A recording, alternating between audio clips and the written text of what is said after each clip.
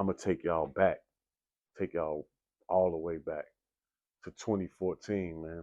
2014, I had an idea which came from my brother to start a t-shirt line. It was just an idea to start a shirt line because he seen somebody else in Chicago, having a t-shirt line and being successful with it. And he thought, man, we should start a clothing line.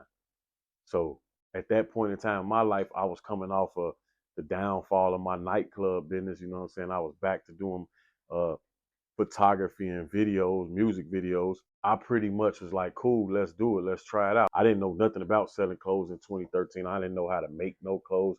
I didn't know no manufacturers. It wasn't even cool to make clothes in 2013, 2014. Like people would look at you like you trying to make your own clothes, like some weird shit. You know what I'm saying? It wasn't even a popular thing to do as it is today. Everybody wanted to be a rapper in 2013. You know what I'm saying? Pretty much I took the idea and I said, all right, we're going to figure this out. So I went on the journey to try to figure out how we can get some shirts made. We came up with our first design. The first brand before Just Trap, it was called Dope, the Only Pure Elevation. It was based on like the legalized weed campaign and all of that stuff. We was heavy smokers back at that time. So I started trying to figure out how to make a design, and I ended up going to New York with my boy 420, and I went to New York and we shot a video. I met a seamstress out there in New York who ended up being the first person to make our first 6 sample sweatshirts after a long time, from 2013 whenever this happened all the way to 2014. It was like in September or so when I met her, and we did the order in probably like October.